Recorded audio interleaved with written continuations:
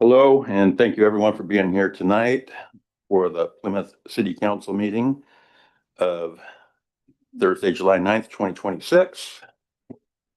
If we can get roll call. Councilmember Bottomley? Here. Councilmember Cranford, absent. Councilmember Dill?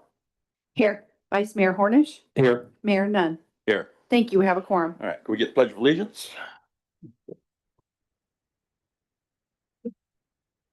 Pledge allegiance to the flag of the United States of America, and to the republic for which it stands, one nation, under God, indivisible, with liberty and justice for all.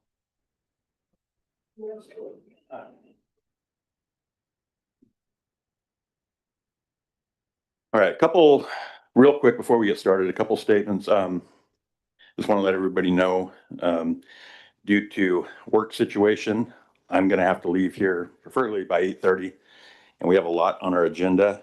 So we are going to go to public comment.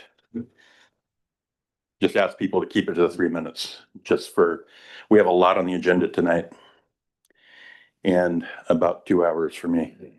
So at this time,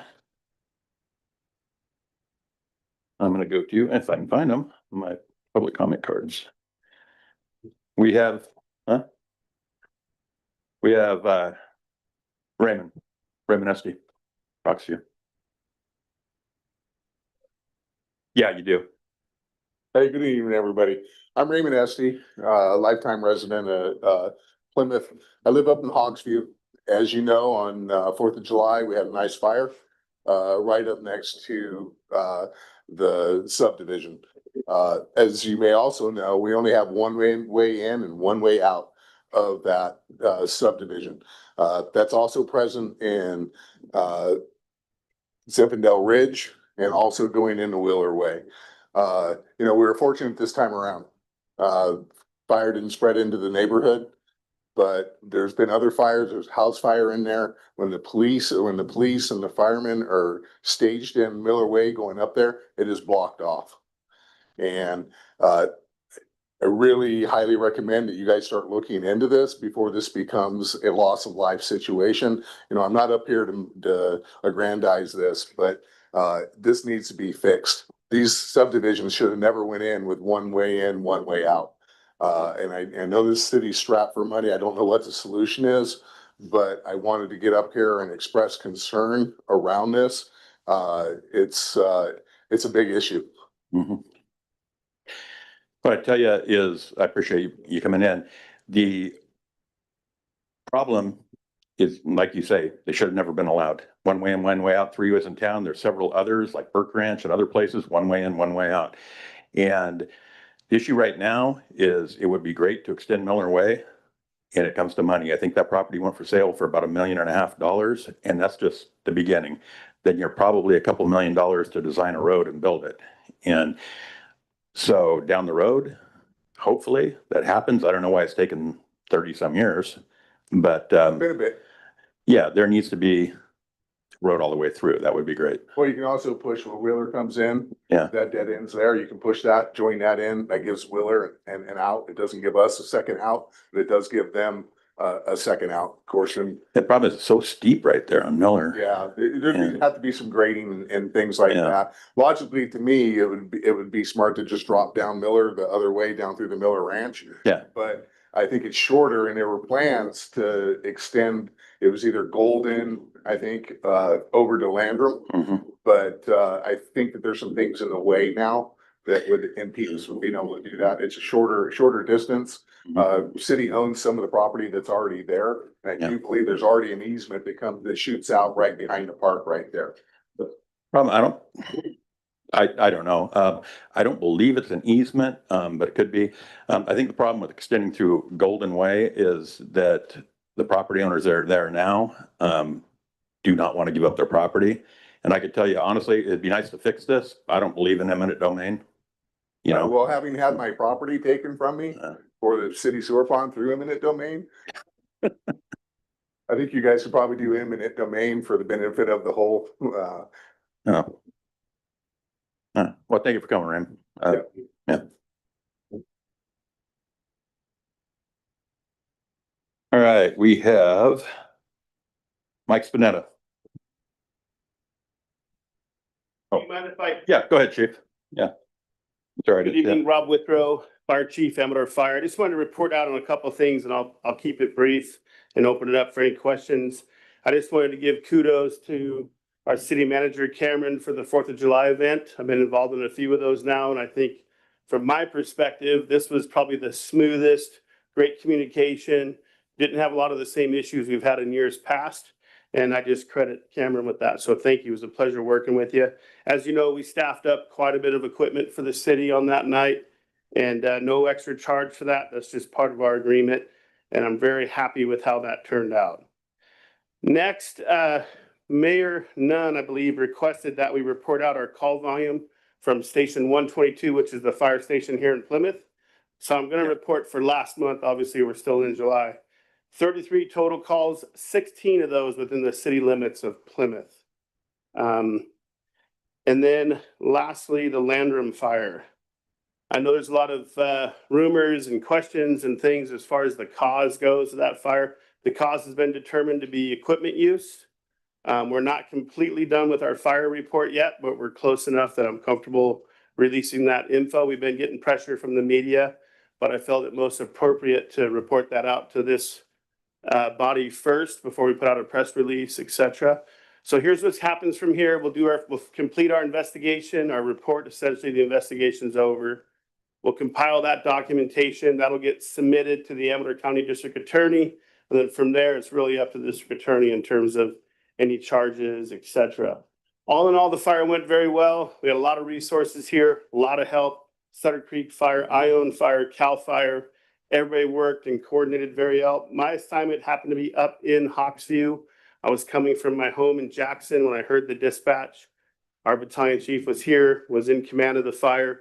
So I decided to go to the head of the fire and be up in Hawksview Estates. And I assumed what we call a structure group as a line assignment there and start coordinating those resources. Everybody I dealt with up there was very cooperative. They understood the evacuations.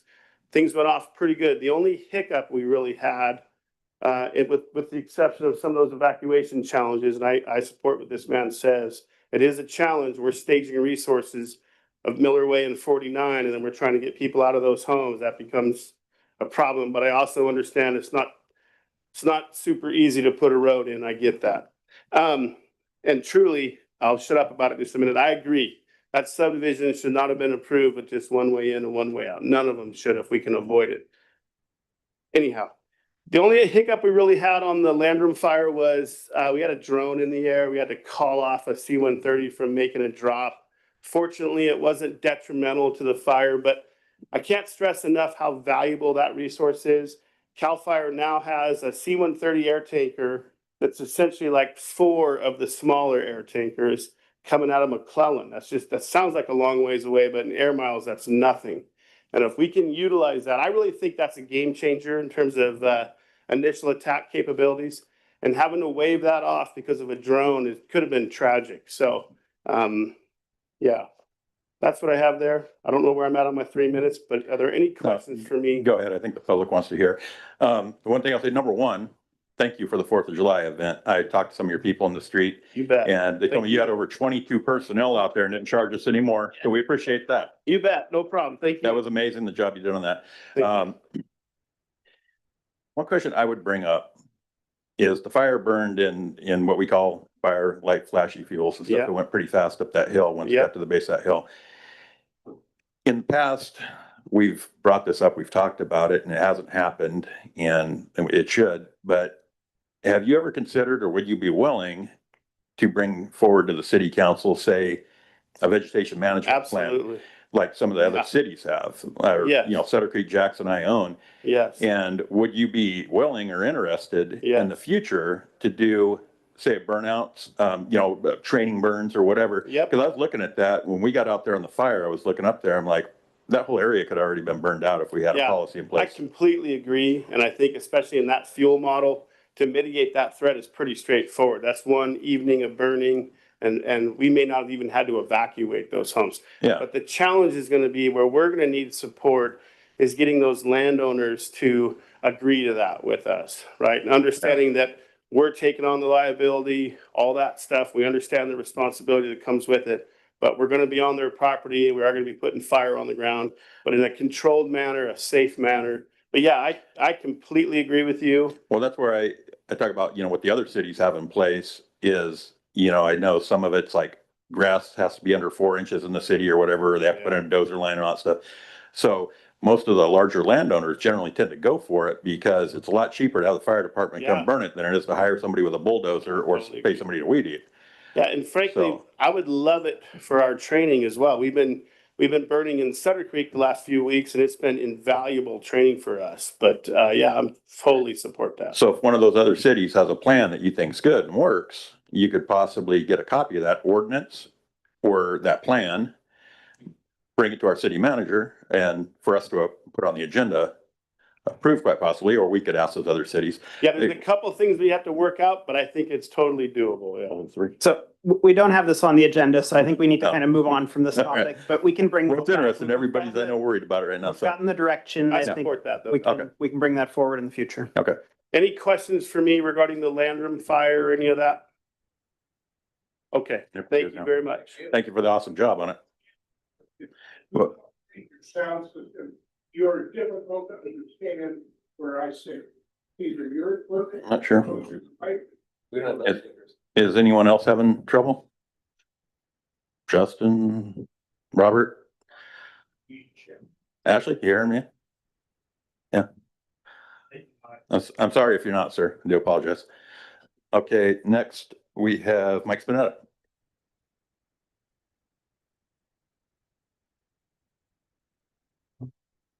Hi there, guys. For the past 11 years, I've gathered signatures and suggestions door to door, poured through maps and agendas back to the 90s, and broadcast my presentations to council online, and even been screamed at by a council member and their spouse on record. That was pretty cool.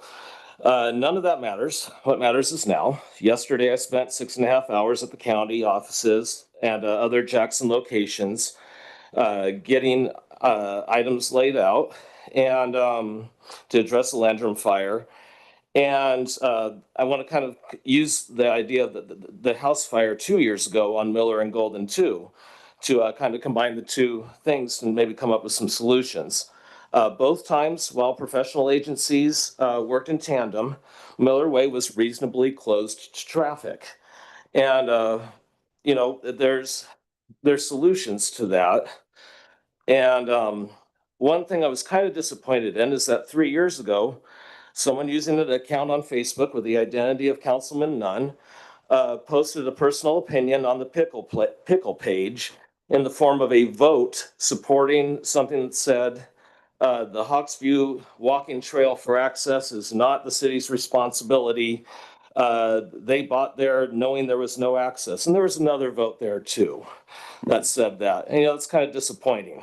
And so enough about that. Let's move on instead of having literary roadblocks.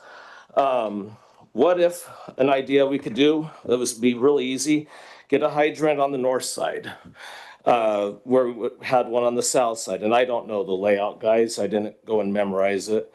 But, you know, the hose was crossing during the house fire 2 years ago. Could be easy to dig one and put one on the other side. And at the same time, widen the road. And it's already really wide. It's a great road. And you wouldn't have to get too much more to put an emergency redundant lane in there. And, you know, get a little bit of this side, a little bit of that side, whatever works. Get rid of the grease bushes going up too. If you could ask the owner that'd be great. Because I spent the morning of July 4th cutting down grease bushes. And a couple days before that, I, weed eated my neighbor's yard.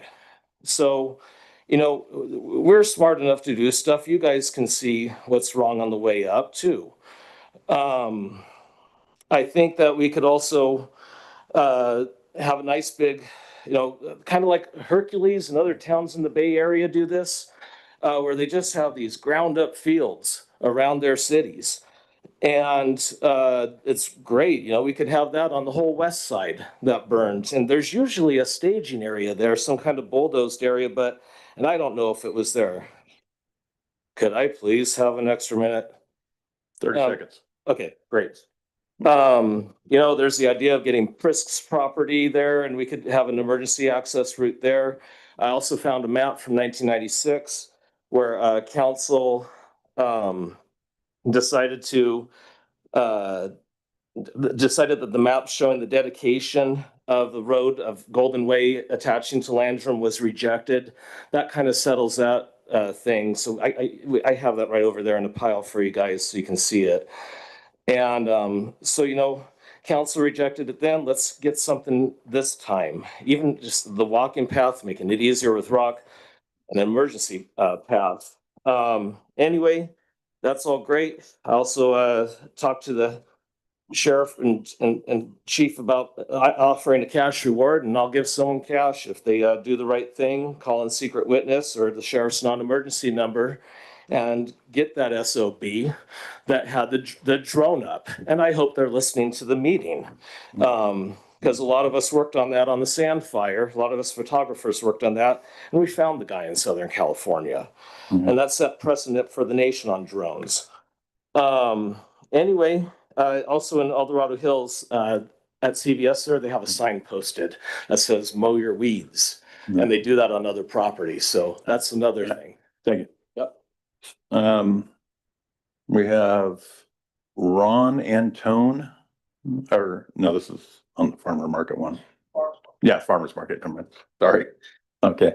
Do we have anybody online or anyone else in the audience that would like to speak on this matter? Or matter's not on the agenda?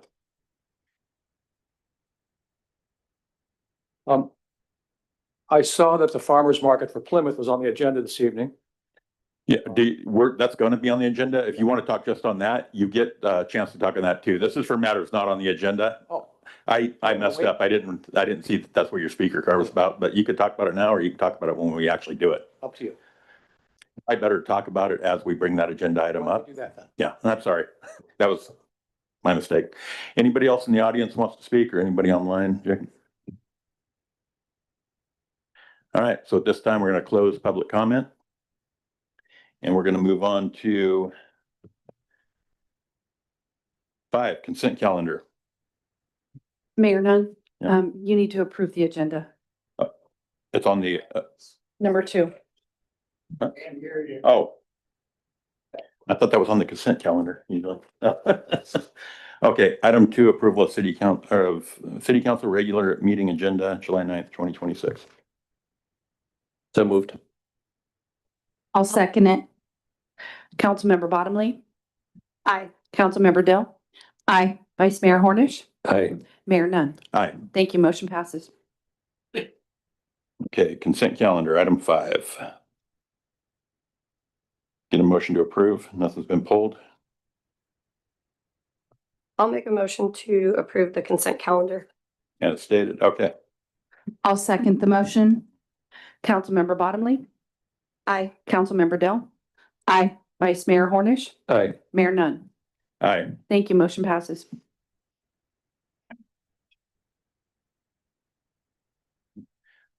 Item 6.1, public hearing and adopt resolution 2026-14, resolution of the City Council of Plymouth authorizing the placement of unpaid delinquent sewer service and water tax bills on the 2026-27 Amador County property tax roll. City Manager. Thank you, Mr. Mayor. As has been done on an annual basis, the City of Plymouth, the City Council will conduct a public hearing to consider all objections or protests, if any, regarding properties listed with delinquent water and sewer service accounts. The properties subject to this are listed on the attached resolution. Pursuant to Chapter 13.25, Collection on a Tax Roll, the Plymouth Municipal Code requires the City Council to hold a public hearing, and upon conclusion of the hearing, Council will adopt, revise, change, and reduce or modify any charge or overrule any and all objections, and shall make its determination upon each charge as described as the result, and the result shall be final. Chapter 13.24 requires all sewer and water bills to be billed and collected as one item. The city clerk will then take the appropriate action to have the approved charges placed on the Amador County property tax roll by the Amador County tax collector. A public hearing notice was duly published in the Amador County adjudicated paper and also posted in the designated locations around the city of Plymouth.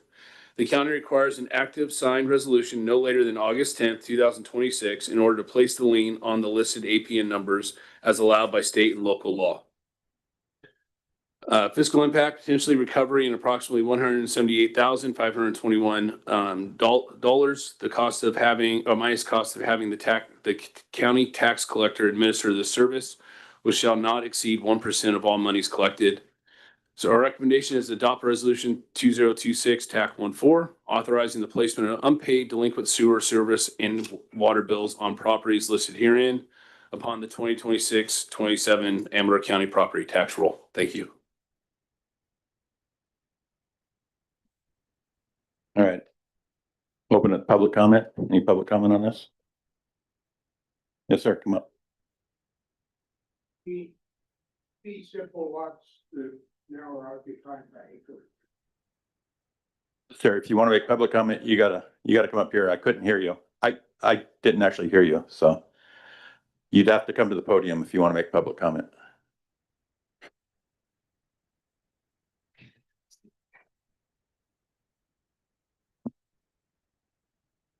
You push the button, so the red light comes on, and if you could state your name. Revenue for Plymouth? No, No, we're talking about delinquent tax bill. for Plymouth? We're just talking about parcels that have delinquent sewer or water bills. Well, what happened to the 13 parcels that were fee simple that now are Acorn Ridge? I Who don't collects that? believe they had water or sewer bills on that. I don't know. That's not before the council. Yeah, at it's this not for the time. council. All right. Anyone else? Public comment? So now we're gonna close public comment. Council discussion? Nothing. I have nothing. The only question I have is how did a couple of these get to the amount they got to? So every time they're delinquent, it's a 10% penalty on that bill. So if it's 10% this month, it's 10% on that 10% the next month. And this gentleman that has the very high amounts actually reached out to me the other day to see if we could work with them. And so we're just exploring those options now, but we're finally in contact with him. Okay, So sounds good. So I have nothing else. Anyone like to make a motion? Make a motion to approve, or rather adopt resolution 2026-14, authorizing the placement of unpaid delinquent sewer and service and water bills on properties. I'll second the motion. Councilmember Bottomley, Aye. Councilmember Dell, Aye. Vice Mayor Hornish, Aye. Mayor Nunn. Aye. Thank you. Motion passes. 6.2. Public hearing and reporting on City of Plymouth vacancies, recruitment and retention efforts.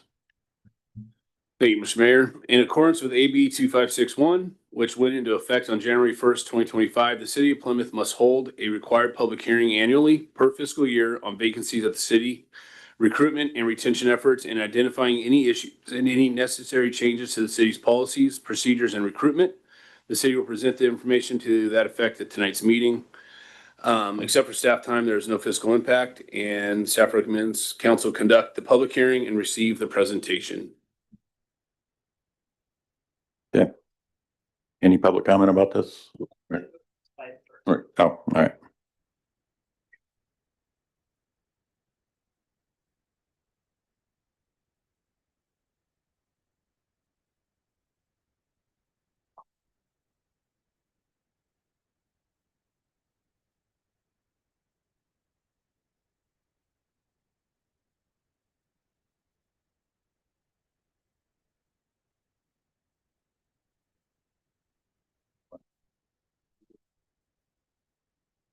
Excuse me, this is the legislative intent for AB 2561. As we mentioned, it went into effect January 1st, 2025, and public employers are required to disclose the status of vacancies and recruitment retention efforts. Long-term or positions, specific vacancies in local government can be a problem in the public sector, affecting occupations across wage levels and educational requirements. High vacancies impact public service delivery and can impact other workers. And AB 2561 is designed to foster transparency about the number of and types of vacancies the city is experiencing and how the city conducts recruitments and staff efforts to address them. Some of the things we've done is we targeted job ads published in the newspapers in Amador County and the surrounding areas. We've engaged with the community via our city website and utilizing social media for advertising. We're posting job vacancies on our bulletin board at the post office and the library. We have employee recognition efforts, employee team building meetings, and staff training and development. I think we've come a long way in the last about 10, 11 months in building the staff here, and it's been a lot of fun. We have 10 full-time positions total authorized. We have a number of vacancies right now. It's supposed to be 2. I don't know why it's 3 up there for a percentage of 20%. Yeah, it's 2 in our packet. Yeah, I know. For some reason, the slide didn't get updated. I apologize. And also additionally, what I added to the slide is that our chief plan operator is currently being filled by a contractor. That's one of our vacancies. And the other vacancy is a posting for the recently unfrozen maintenance worker 1 position, which closes on July 19th. And we've gotten not a ton, but a good amount of applications for that position. And that'll be it. Thank you. Thank you. Anyone like to make public comment on this matter? Rosemary?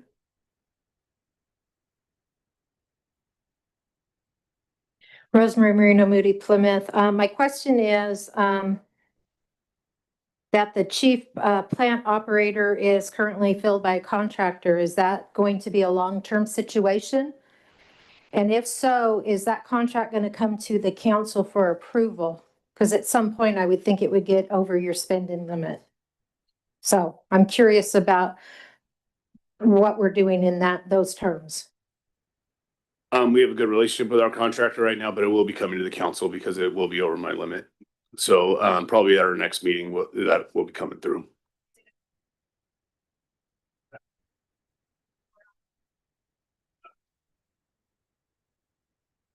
Anyone else for public comment? No one online? Okay, this time we'll close public comment and council members. Anything?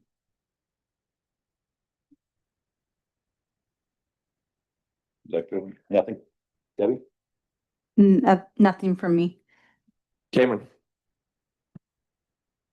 Is the contractor, which way is it going to be less expensive for us as a city to staff it ourselves or to have the contractor? The contractor. Okay, benefits of having it being our own staff member? Is that we have somebody here all the time, but the plant doesn't require somebody out there all day, every day. So can they be part-time? They could be part-time. That's essentially what the contractor is. It's his plant. He works with the plant. He guides our public works guys on what needs to be done with the plant. David, our public works superintendent, has been going through the OIT training to manage the plant more thoroughly, but the cost benefit wasn't in the plus for us when we had a full-time operator. Do you think it can be a position that is not full-time for a staff member? Would somebody agree to that? Possibly. Okay. And it was discussed with this contractor. We decided to go this route. Yeah. He's kind of been responsible for his own insurance and all that stuff. Okay, thank you.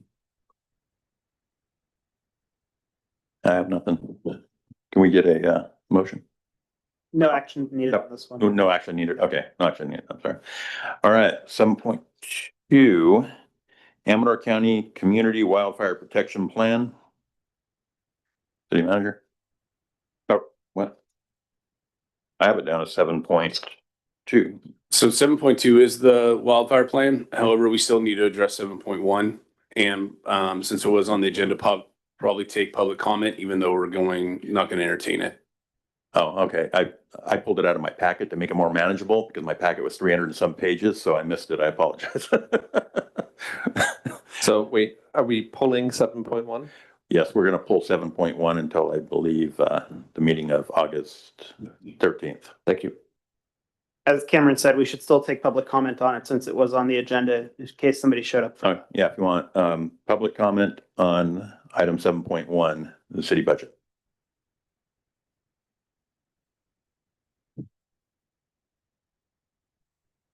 Rosemary Marino Moody, Plymouth. I do have some concerns regarding the breakdown of the salaries that I really think the council needs to look at, because the city manager, 50% of his wage is going to be charged to the water fund and the wastewater fund, which I think is extremely high for a city manager that's overseeing a city. I mean, that says he's down there 50% of the time. Is he working at the plant? I mean, I don't understand that. And then you look at the public works superintendent and it's 100% in the general fund, but there's none for water and sewer. So that does not make sense to me, because in the past, that superintendent oversaw the water and sewer also. So I can see money, salary being allocated towards that for the superintendent, but I don't see 50% of his time spent on water and sewer. If the city's being run correctly, he shouldn't be spending that much time on water and sewer. Thank you. Anyone else? Is there a direct correlation between time spent on versus where the budget comes out of? Yeah, we did lower my time for the water service. There's a lot of time that the plant is our biggest component of the city, and there's a lot of time that goes into it, despite what people think. But I did lower my time, but I did email our financial director regarding the work superintendent. Yeah. Because I noticed that as well. Okay, thank you. Okay. Anyone else for public comment? Okay, hearing and seeing nothing, I'm going to close public comment. And obviously, we're holding discussion until August 13th, so we'll move on. Item 7.2. Cameron? Mr. Mayor, this is the Amador County Community Wildfire Protection Plan that we presented last time. You wanted to go through a little bit more. There were some changes that were made as far as titles and things like that. Layers. Yes. I have had a chance. I did read through it and I saw the changes that were made and I'm good with it. At this time, I guess let's open it for public comment. If anyone has a public comment on this. Hearing and seeing no one, I'll close that. Council discussion. Any council discussion on it? No, nothing. Okay, look for a motion.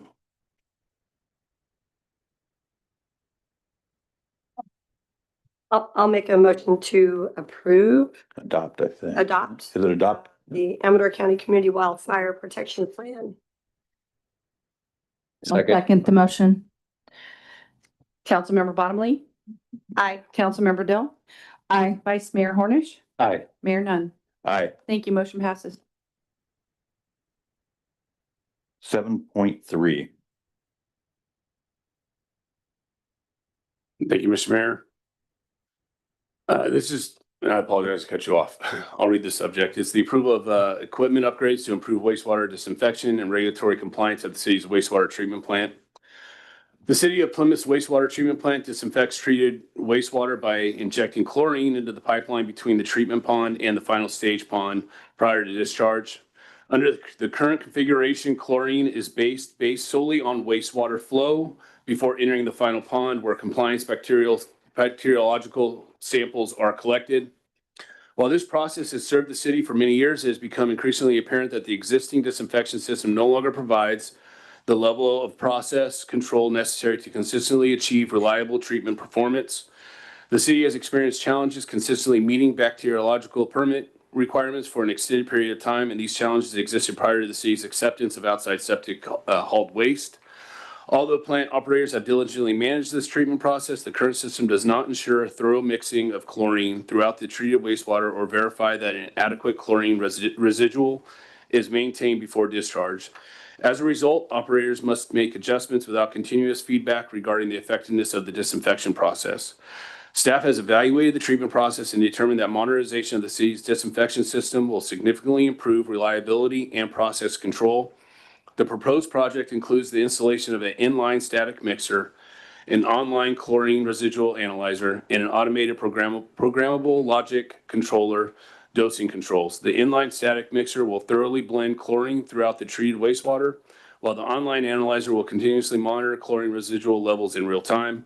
Automated controls will then adjust chlorine feeds rates as needed to maintain the desired residual, creating a more consistent and efficient disinfection process. These improvements are expected to significantly enhance the city's ability to consistently meet bacteriological permit requirements while improving overall treatment reliability, optimizing chemical usage, and reducing operational variability. The project represents a proactive investment in critical wastewater infrastructure that will provide operators with greater process control, improve long-term operational efficiency, and strengthen the city's ability to maintain compliance with state regulatory requirements. The total cost of the proposed improvements is $54,397 as outlined in the proposal submitted by Telstar. And you will notice there is only one quote for this. And the reason for that is that Telstar has a lot of their infrastructure is embedded in our system. So this is kind of a plug and play for them to be able to add it. But if the council would like, we can get more. The proposed action is exempt from CEQA, but the total cost for the purchase and installation of the proposed equipment is $54,397. Funding for this project will be provided through the Wastewater Treatment Plant Enterprise Fund. No general fund resources are required. Our recommendation is that the City Council review, discuss, and approve the purchase and installation of the inline static mixer, online chlorine residual analyzer, and the automated chlorine dosing controls for the city's wastewater treatment plant in the amount of $54,397. And we do have our chief plant operator here, as well as our public works superintendent, to answer the technical questions for you. Thank you. Okay, thank you. And we'll open to public comment, sir. Oh, no, I was gonna, I'm the chief. Oh, no. Oh, okay. Well, go ahead and, yeah. if you You have- gave a great presentation. Yeah, go ahead and speak first, and then so people might have questions about what you ask. Okay. Good evening, council members and City of Plymouth. My name is Justin Granados. I'm with AMS. We are your contracted service right now. And we currently serve as, I currently serve as your interim chief plant operator. I'm here tonight presenting with David, your head of public works. David's doing an amazing job. He's very enthused about everything going on out there and wants to learn. And it's been a great help in finding things and trying to make improvements. So what's been going on is over the years, I think it's been discussed in the past how much chlorine usage and the cost of it. I think it was upwards of 50,000 a year. Ricky, if you're in here, that sounds right? Yeah. And the reason for that is this little sample bottle right here. We take one of these once a week, and we are trying to get, the purpose of this is to show that there is no longer bacteria in the water when it's being discharged in the reservoir. And so what has happened in the past is operators trying their best to get a non-detect to be able to report to the state compliance board and say, hey, you know, our water's good. They've had to turn on the chlorine pumps and just charge the line for hours and hours. And that's why the cost of the chlorine, you know, was as high as it was. So we're proposing, and we'll give an example of that. Dave, if you want to pour a packet into one of the chlorinated waters right there, we decided to bring a little presentation to give a little visual of it.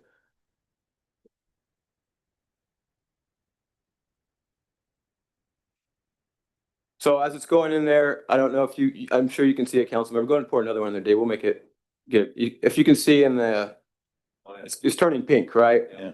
And so say that's our line right there. Our line currently is flow-based chlorine dosed. So that means when it turns on, the pump turns on and tries to keep up with the speed of the pump, of course, right? And so what's happening is it's shooting down this line, and the thought was when they were building the plant that it would have enough contact time going down that pipeline to the end reservoir, right? And disinfect everything. But as you can see in there, it's very cloudy, and there's still spots of that don't have chlorine in it, right? And so when it's going through that pipeline, we have that bacteria still in there and discharging into the reservoir. So Dave, if you want to put a lid on top of that, we can just put a lid on top of that one, David. So what we're proposing, David's arm is going to act as a static mixer. So now we're having it communicate, and David, shake it up. So now it's been static mixed. So now you see chlorine is in every bit of that jar. It's now disinfecting the bacteria right there when it's coming into the pipeline from our last pond, and now it's making its way down the pipeline, which is giving it more contact time covered in chlorine instead of having to run it for hours and hours and spend a lot. If we're spending upwards of 50,000 a year, we're looking at, 54,000 to put a static mixer in there. As Cameron said, using contractors that are familiar with the plant. The first thing I do when I go to different plants that I'm contracting with is I open their cabinets up. I say, okay, let's look at schematics. And I say, this contractor, and then I start calling contractors, say, hey, what do you know about this place? They come out, and that's kind of where we went with this. We called they had Telstar books everywhere in there. We called them out. We said, this is what we're dealing with here. They said, yep, we can take that. We can connect it to your PLC and SCADA system. I was gonna read a bunch of stuff, but like I said, Cameron covered it all, so save me from reading tonight. It'll connect with all the PLC and SCADA system already put in place there. Also saving, some money there. And we'll have a new chlorine analyzer put on the wall, which will communicate with that static mixer saying, hey, the dose isn't enough, pick it up. Let's make sure we're getting a residual of, say, it's 2.5. So we're here tonight to see if you guys approve of this project to try to long-term savings and help us with compliance issues. Because if you think about it, when we're dosing as much as we are to get this one sample and using all that chlorine, that's great, right? We got a non-detect now, we can report that to the state. But what's happening the 6 other times a day it turns on and it's going to that reservoir and we're not dosing it the way we were when we were taking the sample. We're getting non-compliant water hitting that reservoir and then being sprayed in the fields. I'll wait for questions. Thank you. I don't think there's a big factor. Sir, we're not speak, everybody else online or it's being recorded would love to hear you. Yeah. What you have to say, so just come on up. Thank you. After public comment, sir, we'll. There is Right, yeah. a wastewater treatment. And sir, could you give us your name, please? Thank you. My name is John Pulici. I'm a mechanical engineer with an MBA, and I've worked on almost every wastewater treatment plant in the country. You might as well I would want to see the engineer that calculated the amount of treatment you're getting. Those control systems that you're talking about where you introduce the chlorine you might as well throw out with the rest of it if you don't oxygenate it first. The oxygen allows it to pick up the chlorine. So what you have left after goes to the distribution is hydrochloric. And before I accepted anything like that, I would want to see the engineer's stamp on what the process ought to be and the samples and the process recommended for this wastewater, not some esoteric imaginable and what you do with it. Sample this one and say how much you need to oxygenate and how much chlorine. And you don't know that until you know how much oxygen you got in the water coming out. Thank you. Thank you. Anyone else for public comment?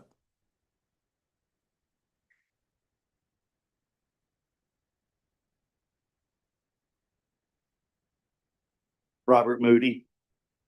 Can you tell me what pond that you're dumping these sewer trucks in? Pond 1 or? Going into my headworks, so it's not going directly. It is going into the headworks. Going upstream of the headworks. What do you mean upstream? So you have a manhole before the headworks. It's dumped into there and it makes its way through the headworks. You would spiral it, build the wraps up and then it makes its way really quick. Hey, Justin, I apologize. You want to come sit over here? That way the people online can hear you. So- Thank you. If you have to answer questions. I'm in contact with the longtime past sewer water manager. And he talked to me tonight and said that this new company, this Telstar, that he says you really need to look at another second opinion or something. Because this company all they're doing is trying to sell you program after program. He says this is a good plant. And if run right, and he said he offered to help train the person, which he was not taken up on. This was not your watch. But he's still willing as a consultant to come in. He says, this plant will run it right if it's run right. Thank you.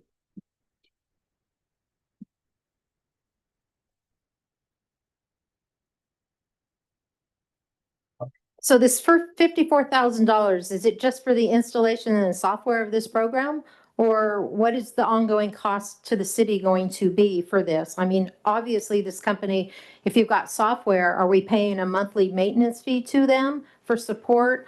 I'd like to see the total cost for this project.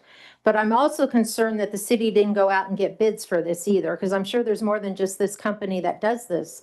And in being in our financial problems that we are having, you would think that the city would do their due diligence and do what's best for the city. Would you like to speak to that? You can. So that's a one-time cost. We already have a SCADA system put in place there. What they would do is they would install the chemical feed, the analyzer and the mixer, and it would communicate with what we have put in place. There's no ongoing cost. It's a one-time installation by the company. Thank you. Anyone else for public comment? Okay, this time we're gonna close public comment. Go to council discussion. Debbie, would you like to start? So I have a lot on this one. I wanted to know who approved the plan, because there are considerations that if there's a problem with it, with the chlorine, that somebody's license is at stake. Is it compliant with state regulations? I wondered about Telstar. I didn't know if we had like a contract with them. That's why we only went to them. I myself would like to see 3 bids on this. There are multiple companies that do this, and if you do a bid and you put what the equipment is, you should be able to get at least 3 to do proposals. Thank you. Wendy? Okay, a couple of things. If you say that we have a bunch of this Telstar equipment in the plant now. If we were to bring in another company, another manufacturer of this equipment, is this price gonna go up? Are we gonna have to like overhaul a bunch of other stuff to be compliant with some of the other existing Telstar equipment? So no, programmers usually come with every company. They usually have IT guys. It just can be a problem sometimes if there's a prior company that has a different style of doing things there. Another plant that I contract with used a company that just wired things not in a preferred way, and so it took a little longer having other IT companies come in and work on it. There's nothing wrong with having different contractors come in and do projects, but for operators, it's always nice to have a familiar one, come in and know the equipment there and know what you struggle with there when doing the projects. What are my other notes? I have to agree with Debbie. I'd like to see some other quotes, even though we might not. It might just be moot point, but I think just to be responsible. Sure. Public comments closed. I'm sorry. We're at council discussion now. Yeah. In the fine print in the quote, it says that the permits are not included. Do we need them, and how much are they? I'm confused by It says cost for permits and bonding are excluded unless expressly referenced in the quotation, and I didn't see it in here. of the quote. Yeah, I didn't see, unless I misread it, but I didn't see anything about permits in this quote, in the scope of work. Any city permits that are needed are waived when it comes to city projects, so. Okay. Yeah. I just wanted to make sure. It's got a 1-year warranty on the material. What is the lifespan of this? Like, is it, Typically for a flash mixer and an analyzer, the way they're made now is 10 years, and you're seeing after the first 5 years, troubleshooting issues and things like that. But usually annual calibrations and stuff like that, in the start. But yeah. I'm all for, I mean, we need to fix it. I think that is, but I think getting a couple quotes would be just responsible of us, even though it's not Telstar, but we still could have somebody else do it. And another question, where does this water with all this chlorine go? That's not in our drinking water, is it? No, so this is wastewater. And in our wastewater. No. Sorry, I'm just. No, that's fine. Right. So there's treated water, which is what we use in our homes, right? Turn on the faucet. And then there's wastewater when that water goes from your faucet down your drain into the plant. When it goes to the plant, you're seeing bug activity, which helps break down all of the solids in our water. We don't want those bad bugs escaping and going to the final reservoir, which then is sprayed onto the fields per our state, permit requirement. Okay. And so that's why in the past, operators have had to super chlorinate the line in order to pull the sample and make sure that all the bugs were taken out of it. Yeah. One more thing, and it's a little bit off topic, but has to do with the topic. It's my understanding that to be a wastewater treatment specialist takes a lot of schooling. And I think at one point we did have somebody that was on our staff trying to do it, and he just didn't make the grade, and I'm not sure who it was. So you obviously have the credentials for it, and all of our bases are covered. I think us trying to find somebody, whether full-time or part-time, with those kind of credentials in a small town like this to take it on is like a needle in a haystack. And I think the fact that. I appreciate you saying that. I'm a grade 4 wastewater operator. I'm a treatment 2 and a distribution 2. And, I've seen the struggle that you guys were having here. I was happy to come in.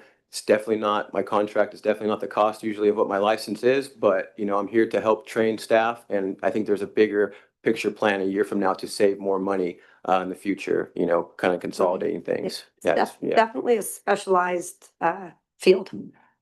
Yeah. That's it for me. Niels? Holder? All right. Thank you for coming in and making the presentation. Help me explain a couple of things. Were we ever non-compliant then towards the state in our current situation? Could be. Okay. When we talk about different systems, Telstar versus others, in order to make more sense in my mind, is it like Android versus Apple, or not quite that bad? Not quite that bad. It's just nice to have a company familiar with the plant coming in and getting into your cabinets. I've had in the past different companies coming in, and you have SCADA issues for months after, and SCADA is what gives us our alarms and alerts us when things are going wrong. Okay. Yeah. And so things like that are shutting down on you. It's a problem. Okay. I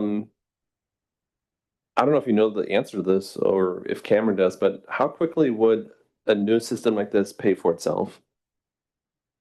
So we were seeing, if we can pull up chlorine costs, which I'm sure we could, and let council take a look at them. Hearing that it was upwards of 50,000 a year. If we're looking at one time installing this and this beginning to disinfect and lowering chlorine costs, because we're not having to super chlorinate to take this sample once a week, you'd see it in your first year. Yeah. Doctor, do you concur? Yeah, probably in the first 2 or 3 years. Thank you. We'd see everything. Is there any chance, I'm not guessing that any company would let us do it, but since the labor is so high, would anybody allow us for our city staff to pitch in labor, or probably not? I'm pretty positive our city staff's gonna have to pitch in, but I don't think that's included in their labor. Okay, thank you. Thank you. Most of the questions I have been answered, except for I would like to say, I think that the three bids are important to people and the council members up here. If we were to put this out, I don't know, 20 is better answer this. If we were to put this out, would we be able to have bids for this, say, by our meeting of August 13th? And if we did that, does that hurt us to hold off and wait on this? Would it be a big problem for you to do that? Would you like me to answer that? I think we have a pretty good relationship with Telstar, or we can ask them to hold off and so we can get the other bids. Does it have to be an RFP or no? Andreas? I don't believe it has to be an RFP. I think the amount's low enough where it doesn't have to be. I Okay, can look up the policy. okay. But if it does, it does. So Clean up on I's and T's.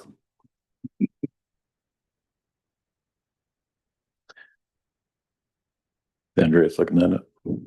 No. Give it a minute here.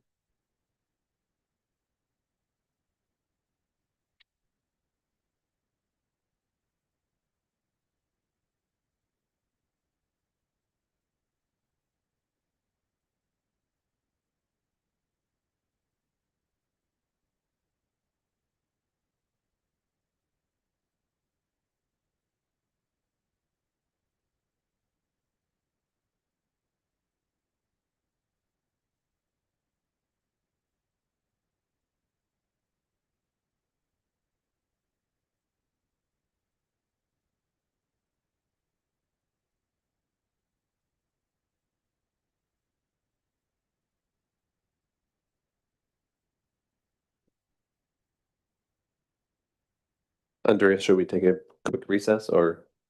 Almost there. Okay.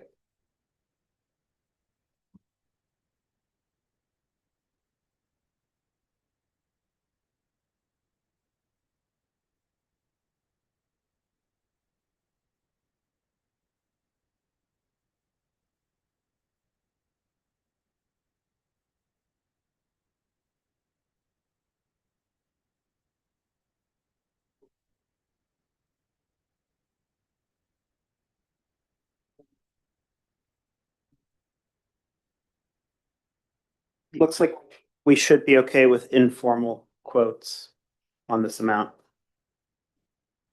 Okay, thank you. So nothing else for council discussion?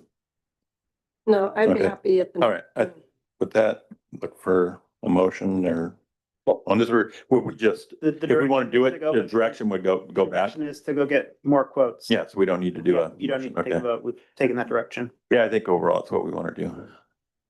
Okay. thank you. Thank you for your time. No.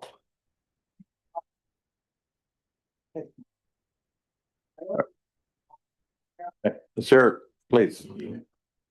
Ken. Of the outbursts. We're gonna move on to item 7.4, city manager. Thank you. This is for a resolution concurring in call for an election on the question of reestablishing the countywide abandoned vehicle abatement fee. The city of Plymouth has received a request to adopt a resolution concurring in the call for an election to reestablish the Amador County Abandoned Vehicle Abatement Program and the associated $1 vehicle registration fee authorized under section 22710 of the California Vehicle Code. The Abandoned Vehicle Abatement Program is a state authorized program that provides funding to counties and participating cities to assist with the removal of abandoned, wrecked, dismantled, or inoperative vehicles from public and private property. The program helps local jurisdictions address public safety concerns, reduce environmental hazards, improve neighborhood aesthetics, and prevent abandoned vehicles from becoming public nuisances. The city of Plymouth originally supported the establishment of the Amador County Abandoned Vehicle Abatement Authority in 1991. Following the passage of Proposition 26 in 2010, the continuation of the vehicle registration fee became subject to voter approval. Amador County voters renewed the fee in 2012 for an additional 10 years. However, the fee expired after failing to receive the required 2/3 voter approval during the November 2022 election. Pursuant to California Vehicle Code Section 22710, paren H, before the question of reestablishing the fee may be placed before county voters, resolutions concurring with the election must be adopted by a majority of the cities containing a majority of the incorporated population within the county. Adoption of the proposed resolution satisfies the city's participation in this statutory process and allows the county to proceed with placing the measure before the voters. If ultimately approved by the voters, the $1 annual vehicle registration fee, excuse me, would continue funding the countywide abandoned vehicle abatement program, providing resources for the removal of abandoned vehicles throughout Amador County, including within the city of Plymouth. Staff believes continued participation in the program supports the city's efforts to maintain clean, safe, and attractive public spaces while reducing the burden on local resources. There's no direct fiscal impact associated with adopting this resolution, and staff recommends that the city council review, discuss, and adopt resolution 2026 TAC 15, concurring in the call for an election on the question of reestablishing the countywide abandoned vehicle abatement fee. Thank you. Thank you. We have any public comment on this? Council, or closing public comment and council discussion. I have nothing. Nothing for me. Don't need a discussion for me, no. Yeah, nothing. So looking for a motion. I motion to adopt resolution 2026-15, concurring in the call for an election on the question of reestablishing the countywide abandoned vehicle abatement fee. I'll second. Councilmember Bottomley, Aye. Councilmember Dill, Aye. Vice Mayor Hornish, Aye. Mayor Nunn. Aye. Thank you. Motion passes. Item 7.5 is consideration of a special event application for the Plymouth Foothills Rotary Club 2026 Farmers Market and Street Closure. City Manager. Thank you, Mr. Mayor. The Plymouth Foothills Rotary Club has submitted a special event application requesting approval for temporary street closures associated with the 2026 Plymouth Farmers Market season. The Farmers Market is an annual event sponsored by the Rotary Club that has become a valued community tradition, attracting hundreds of residents and visitors to downtown Plymouth at each event throughout the summer. The Rotary Club is requesting the closure of Main Street between Mineral Street and Poplar Street during each market to expand the vendor area. The additional space will allow the Rotary Club to accommodate more vendors while creating a safer and more enjoyable experience for attendees. The Plymouth Farmers Market has consistently proven to be a successful community event that promotes local businesses, supports regional vendors, and encourages tourism within the city. The requested expansion is anticipated to increase vendor participation while enhancing the overall experience for residents and visitors. The requested street closure is requested from 5 to 8 p.m., although it would have to be a little bit sooner in order to safely close the streets. On each of the 8 scheduled farmers market dates, street closures will realistically need to be conducted approximately an hour before the start of the event and after for tear down cleanup. To safely implement the closure, city staff will be responsible for installing and removing traffic control devices and barricades, posting advance notification signs prior to each event, monitoring the street closure throughout the event to ensure public safety and traffic control, and reopening the roadway following the conclusion of each farmers market. Public Works estimates that 2 employees will be required for approximately 5 hours during each event to complete these duties, including setup, monitoring, and tear down. Event dates are August 6th, 13th, 20th, and 27th, and September 3rd, 10th, 17th, and 24th of 2026. Implementation of the requested street closure will require overtime staffing by the Public Works Department. Unless Plymouth Foothill Rotary covers the cost of the staff, the estimated personnel cost is based on the following: 2 Public Works employees, 5 overtime hours per employee for each event, base salary of $30.37 with an overtime rate of 1.5 times, $45.56 per hour. The total for 8 events comes to $3,644.40. The Rotary did state that they were going to submit a grant request. We haven't seen that yet. And I've also followed up with our insurance because it's always been the city's policy to have staff man these road closures. I haven't been able to find a policy on it. And I also confirmed with our insurance that they don't have a policy on it or anything in our insurance that says we have to have city employees, but it has been the best practice for the city. Thank you. Did they say if it had to be like trained personnel though doing traffic There control? was some sign holding and stuff like that, but they would have to have volunteers manning these gates to set up and tear down. Okay, thank you very much. So we're going to open public comment on this. And before we do, I'm going to say we have 1 public comment submitted in favor of doing this from Tracy Berkner B&E Hospitality Group, who also owns our local hotel and restaurant. Okay, anyone for public comment? Sir, I think I have your card here. Actually, I forgot to call you up, sorry. Ron Antone, please step up. They know me on the lavender vendor market. I'm also the president of the Farmers Market Association. I hope some of the Rotary members would be here tonight to talk about this, but at least they gave me a heads up and asked me to come down and talk. So what was the number you quoted in terms of labor for the city total for the market season? Total Yeah. will be for the 8 events, will be $3,644. 3,000 It's approximately $455.55 per event. per market. Yes. Okay, well, it's a lot lower than I was told. So that's good. We do have some precedent set.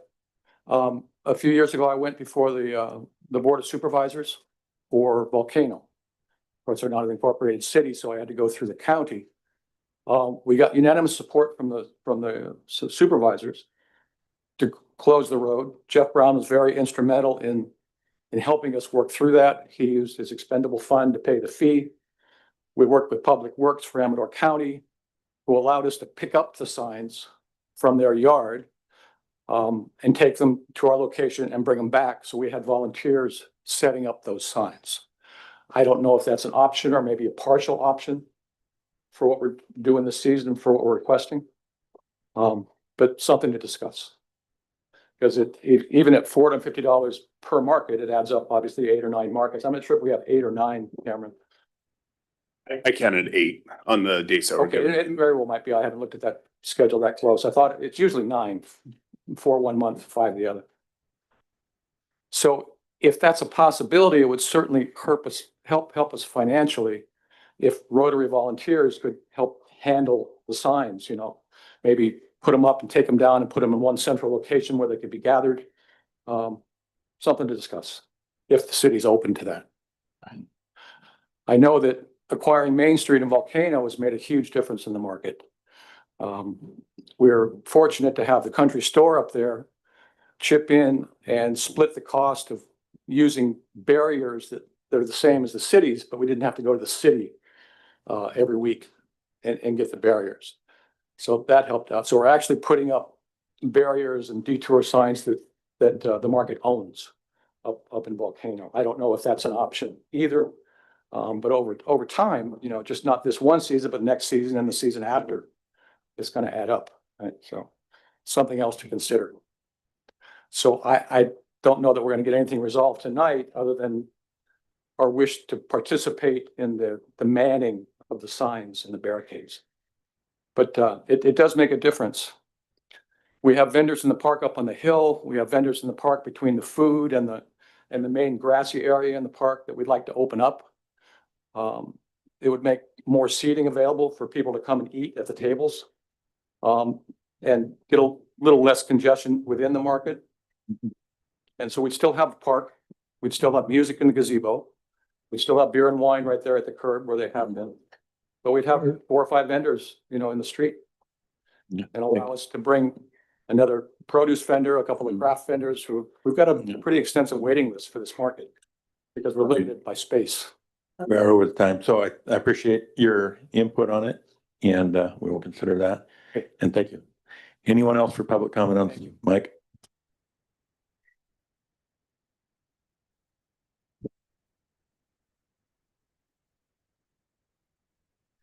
Mike Spinetta from Hawksview.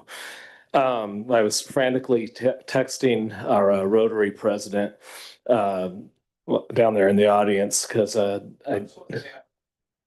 neither could Tracy. So I'm glad Tracy had that letter. I didn't know about that. That was good.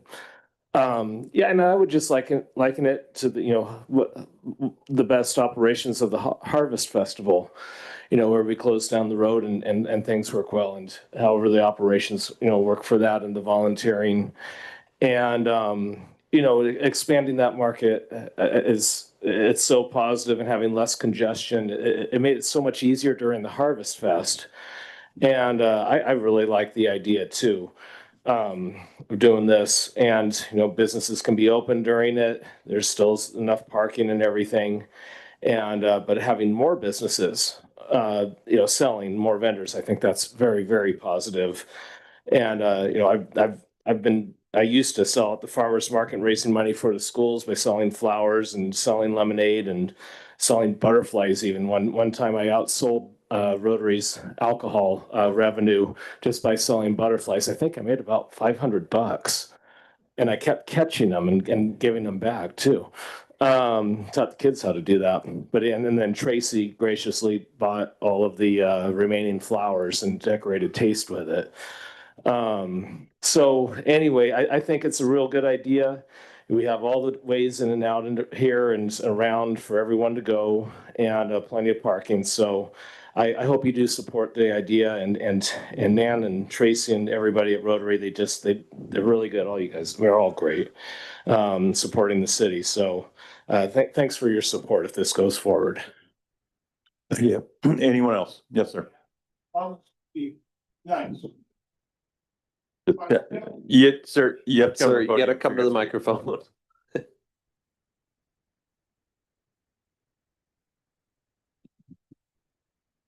Myself and my neighbors usually can't wait for the farmer's market. We love it as a wonderful event in the city. Thank you. Anyone else for public comment? Rosemary?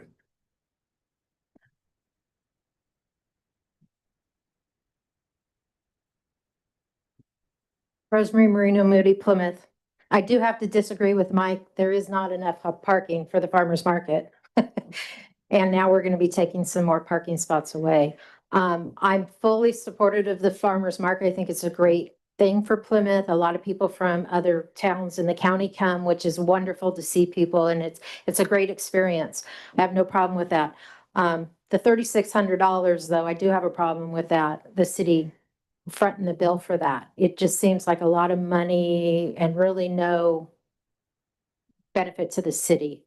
I mean, directly. And to use TOT funds to take care of closing a road, I don't think it's appropriate. I think those TOT funds, since they're so little anymore and they're very sacred, they should be put towards actual things that the citizens benefit directly from. So I just, I mean, it's a great idea. It's too bad we didn't have more room to expand out. I don't know, because they, behind the pop-ups, can they put vendors back there? I mean, that's a possibility. The city keeps it mowed directly across, next to the park. The directly across The the street from wooden here. buildings out there. Yeah. The wooden buildings. Correct. Papa Plaza. Is to remove the vendors in between all that. So there's clear passage through, because there are a couple of vendors who still, like the baker, still wants to stay. And still sell produce within the market as well. So there's some interesting things developing as soon as we figure out, you know, what space we've got to work with. And my goal is to open up that area to a food vendor, to pop-up vendors, and utilize the parking lot to be used. Certainly maintain the handicap parking area that's been invested in, around the bathroom area. There's also, you know, 4 or 5 spots. In terms of losing parking between the market and Taste, there's 4 or 5 spots. You already have a day vendor in space. We don't allow parking directly in front of the park. And so it's just across the street, the parks and parking.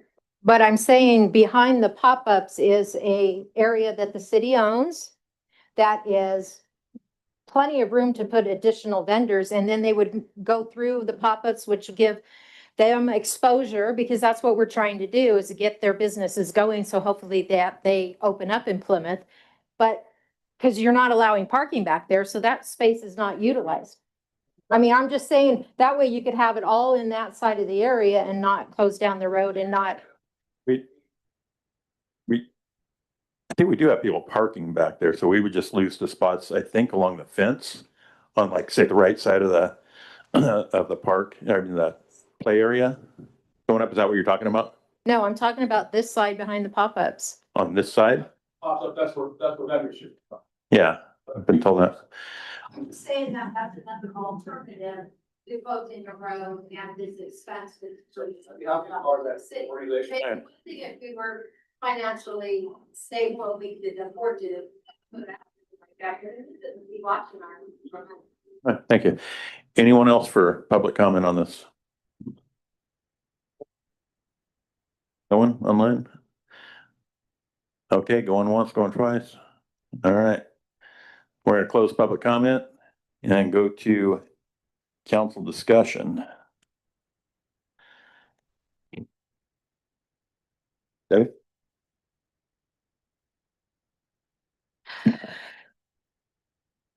I think that the cost is fairly small. I get what Rosemary's saying, but I think that the farmer's market does bring a big benefit to the city. And I do agree that a lot of people come from out of town, which I think benefits the city. So I'm not opposed to it.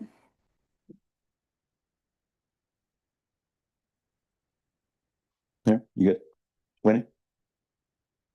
Okay, I do have a few questions. So you said there's a wait list for vendors. So if we chose to close the street, if there was would we be guaranteed 6 vendors, or is that, and 6 all you can in this space? You can go ahead and step up since you're probably the best to answer our questions. Go ahead and step up if you want. I think we've got to look at the market as it operates now. Because I'm responsible for bringing the vendors to the market. It's Rotary runs the market, they do all that, but me as the head of farmer's market, I deal with the vendors so we don't have a free-for-all when everybody shows up. Everybody's got to know where they're going to come and know where they're going to set up beforehand, right? Okay. Everybody can't be in the shade, right? Right. But right now, by trying to expand the vendor base for the market, we've started to put people up on the grassy hill, started to jam them in between the bathroom, you know, and the water fountain there, that side where the food is, and I'm trying to open that up. So we probably move 3 or 4 of those and then bring 3 or 4, maybe even 5 vendors in that have been wanting to get in. There's a jewelry vendor that wants to get in. There's a few craft people that really want to get in, and then probably another produce vendor I can bring in. And we'll put we won't just put crafts in the street. There'll be produce. We've got a great salsa vendor who really wants to join the market. And I'd love to see her at the market because she does so well at our other markets. Okay. People really like her stuff. Yeah. So for a specific number, 4 or 5 that we'd add, I'm not sure yet, but it's probably in that range. So safe to assume that we would have the street filled with vendors every week. Yeah, and we don't want it. The charm is the park. Right. That's the throwback. That's the gazebo and the music, and it's a time machine, and we all love the market for that, and we don't want to lose that. We don't want to move music into the street on a trailer. It's like, no. We just want to make a little bit more room, give people a little more elbow room, and not wall to wall vendors. We'll spread them out. And I talked to Tracy on Sunday. She came to see me in Volcano. And she's, of course, all for it. Didn't she supply a letter of recommendation for this? Yeah. And she said, Ron, just don't put a food vendor in front of my restaurant. Okay. Good call. Deal. Yeah. It really boils down to cost and what the Rotary, can burden and what the city can burden. And I'm sure we can work this out. I think I've been pushing for this for a couple of years, and finally here we are. So I'm happy to be part of whatever discussion, Cameron, and Nan knows that. So if that meeting comes up, there's still more discussion, I'm sure, amongst yourselves, but yeah, I'm hoping we can figure this out soon.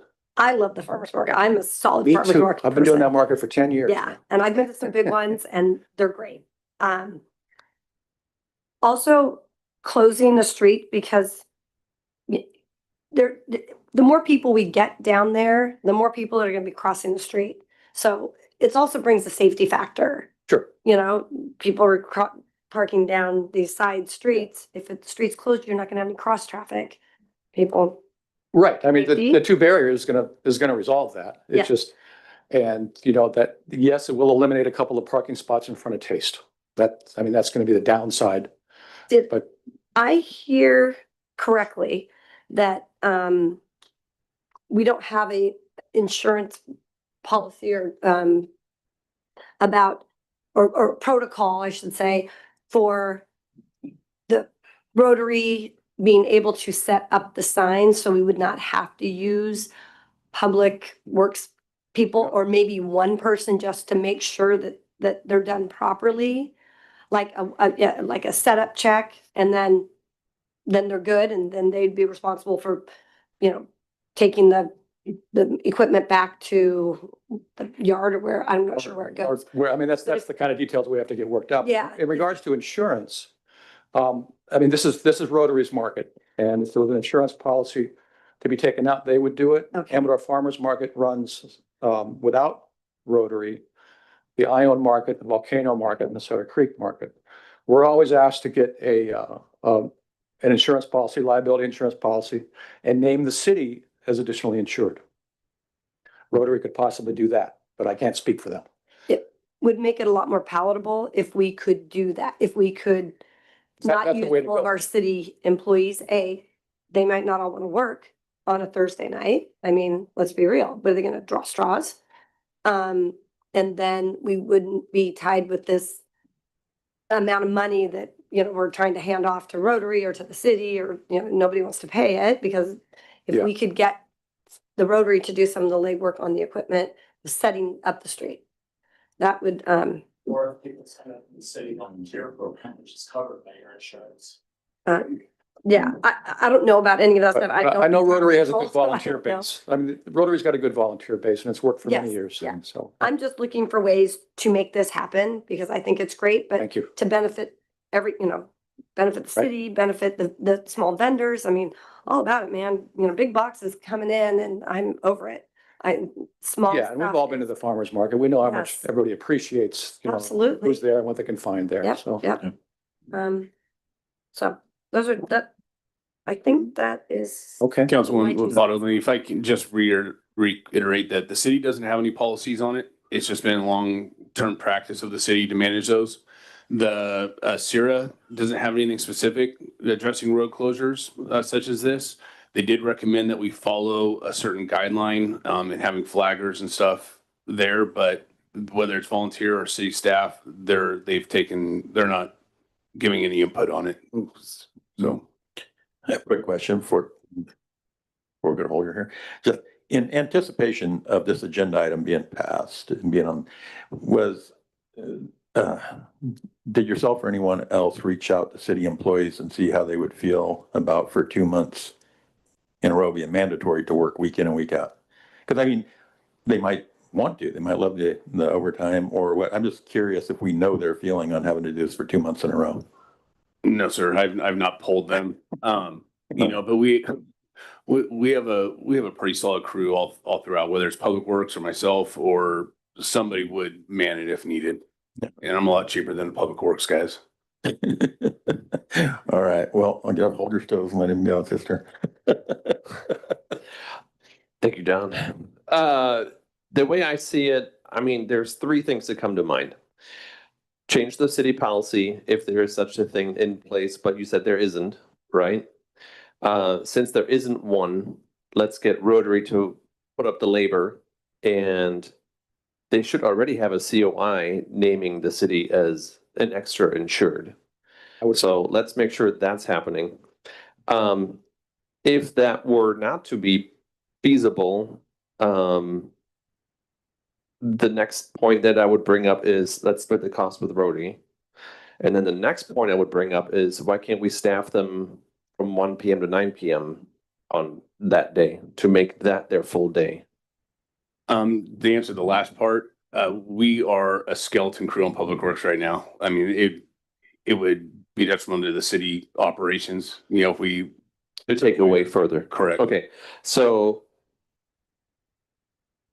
I mean, let's dive into the fact that Rotary can staff it, eliminating any burden on the city, but must name the city on their certificate of insurance.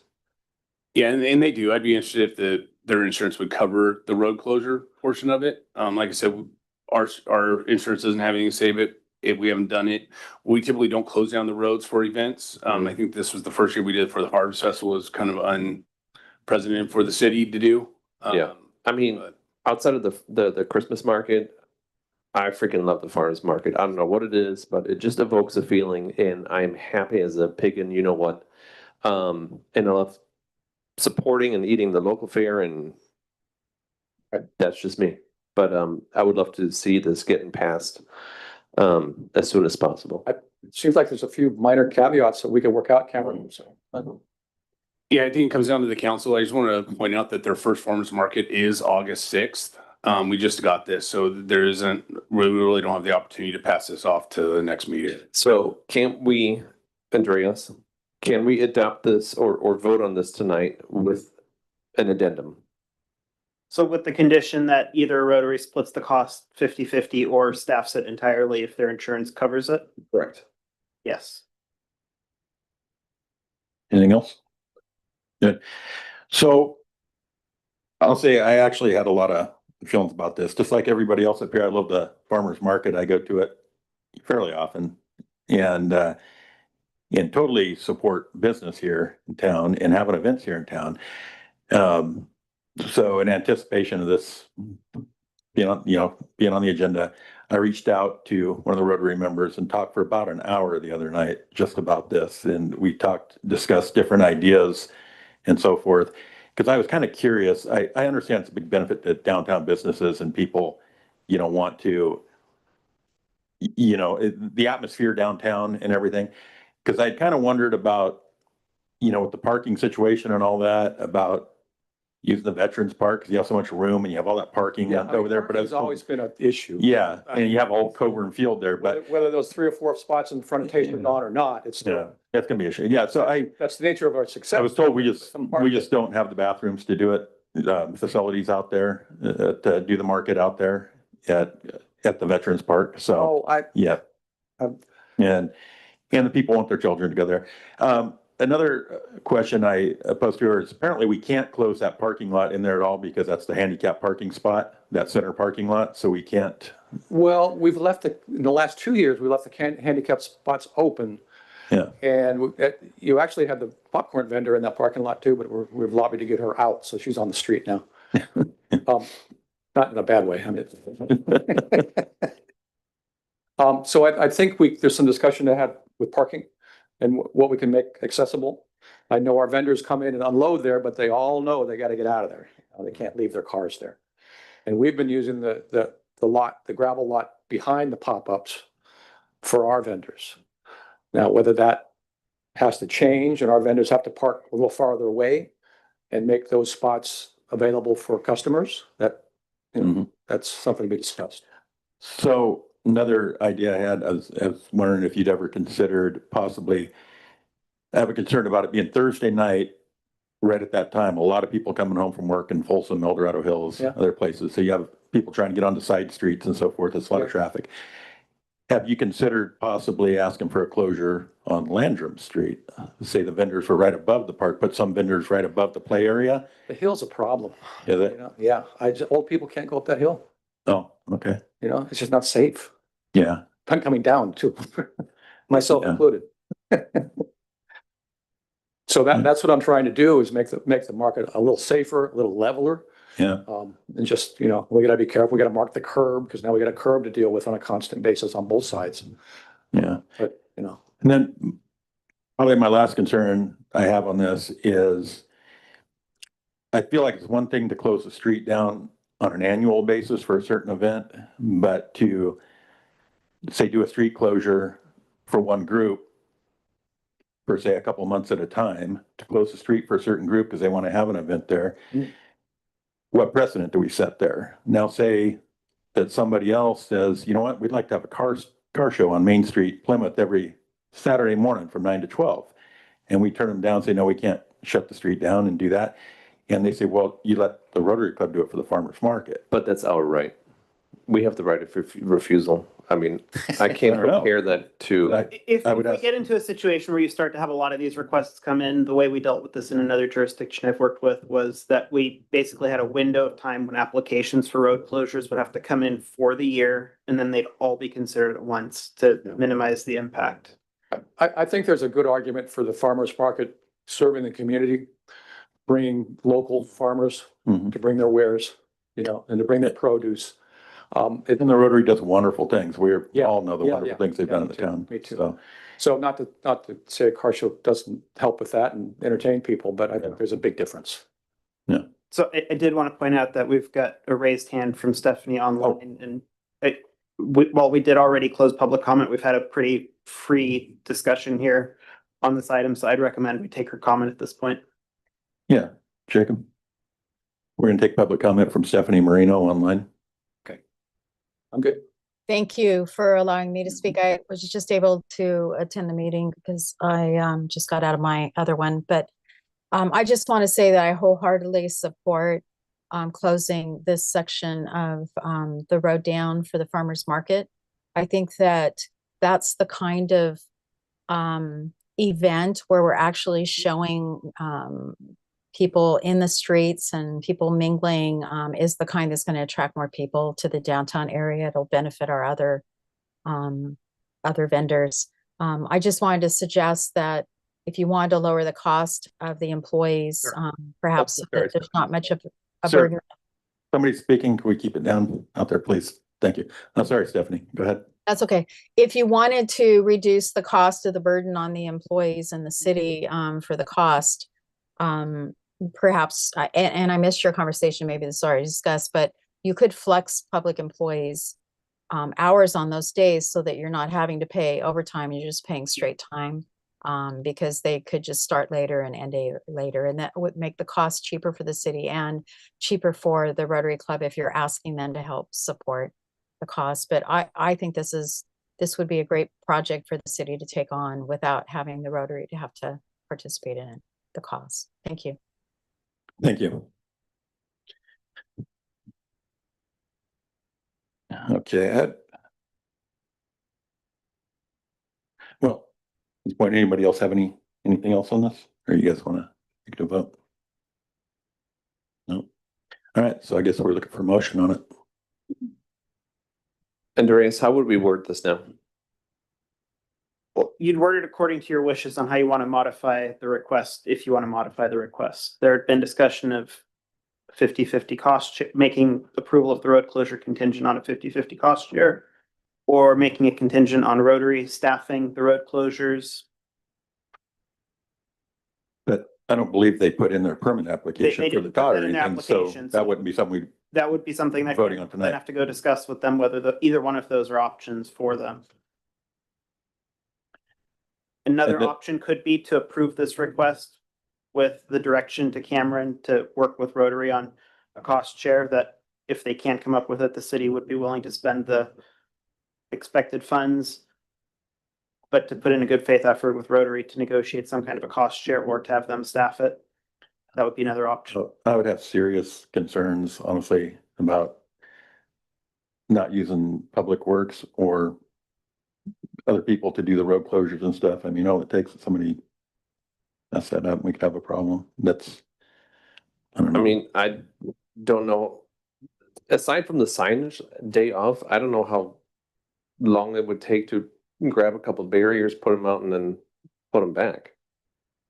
I think the thing is, that city manager, I think we generally have somebody stationed there in case you don't know how people are, so. But if we don't have to have somebody stationed there, that's. So that was the one recommendation from Sarah. They asked us to take a look at, it's kind of a guideline for the California on how to close road closures. And one thing is that they stressed was having somebody at the barricades manning them, or flaggers, what they called them. Isn't that something that Rotary can also supply and or be trained in? Again, we don't have a policy on it. Sierra doesn't have any guidance on it. They don't have a policy on it. So if Rotary wants to take that, I mean, that'd be a council decision. And would the insurance, if anything were to happen because of they're not trained properly or something, would the insurance cover that, any mishaps? Sarah, again, our insurance declined to participate in giving any guidance on how to. Yeah, it has to fall on Rotary's insurance.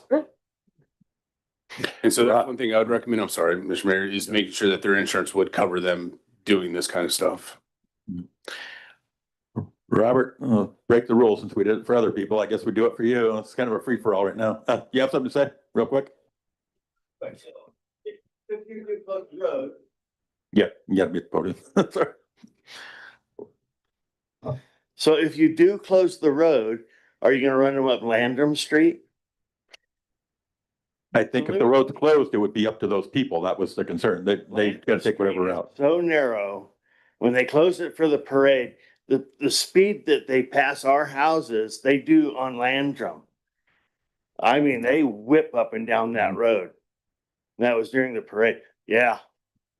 We could put an arrow out, I would think. The city manager could have the Public Works put something out showing detour, suggested route, but obviously most of these people know If they that know the town, and so they're gonna go that way. Yeah. You know, but Yeah. a lot of people coming up that road are out of town. We should invite the sheriff to sit out there and hand out some tickets and make some money.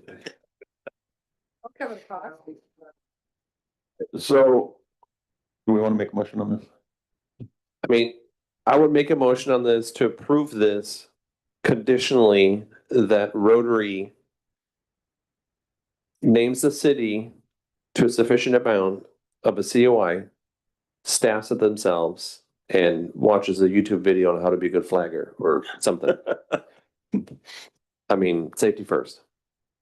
That would be my motion. I'll second. So just to be clear, the motion is to not expend any city funds on the road closures. Correct. Okay. And does that include future requests for city funds, like top funds or anything? You're saying not expending any city funds. You're talking just the public employees, or you're talking if grants asked for it? I'm talking about the staffing of the road Okay. closures. Okay, I just wanted to make sure we were on the same page. Okay, so I made a second. Councilmember Bottomley, Aye. Councilmember Dell. Aye. Vice Mayor Hornish, Aye. Mayor Nunn. aye. Thank you. Motion passes.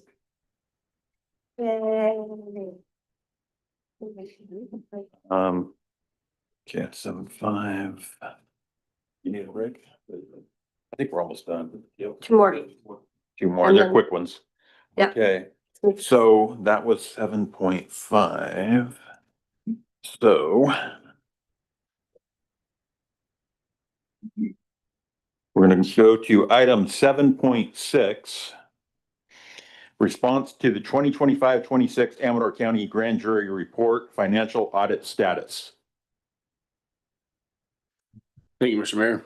On June 23rd, 2026, the Alameda County Civil Grand Jury released its report titled City of Plymouth Financial Audit Status, which reviewed the city's compliance with annual financial audit requirements. The report acknowledges the city's ongoing efforts to address the backlog of outstanding financial audits and recognizes that the city has already begun corrective actions, including strengthening its finance department and initiating completion of the overdue audits. Restoring the city's financial reporting and audit schedule has been a priority of the city council and the staff. Since the appointment of the current city manager, the city has made significant progress by recruiting qualified financial personnel, working collaboratively with the city's independent auditors, and establishing a plan to complete the outstanding audits while implementing procedures to ensure future audits are completed in accordance with statutory requirements and accepted accounting standards. The grand jury's report provides the city with an opportunity to formally document the progress already underway and reaffirm its commitment to sound financial stewardship, transparency, and accountability. California Penal Code Sections 933 and 933.05 require the city council to adopt and submit a formal response to grand jury's findings and recommendation within 90 days. Approval of the proposed response fulfills this statutory obligation while highlighting the city's continued commitment to responsible financial management and continuous organizational improvement. There's no direct fiscal impact associated with approving the city's response to the grand jury report. And staff recommends the city council review, discuss, and approve the city's response to the 2025-26 Amador County grand jury report and authorize the mayor to execute and submit the response on behalf of the city council in accordance with the California Penal Codes 933 and 933.05. Thank you. Thank you. At this point, we open this to public comment. Anyone? Rosemary? Rosemary Marino, Plymouth. I have a question, that's in the packet, the letter. There's only one page. It doesn't seem like it's a complete letter. So it's just missing the signature line. It is the full substantive response. Okay, so basically, the city's just agreeing with it and saying they haven't anything to implement. So we're really not telling them anything. Well, I mean, you keep telling us they're in the audit phase right now for 2021. Why aren't we telling them we're trying, we're started with this or something? It seems like such a generic response, like, yeah, we know, okay. Next order of business. Right, so we had already started the process of getting ready to do the audit back when interviews and stuff like that happened. So they're familiar with where we're at, what we were planning on doing. As far as, so if you read the report, it was just that we were already doing it, and they suggested a financial tracker, an audit tracker and some other things, but the response is basic. I mean, it just seems like there could be a little more elaboration on that to show the city's good faith in trying to get this done. Just my personal opinion. Anyone else for public comment? Stephanie. Thank you. My comments are along the same line. I just had an opportunity to look at this.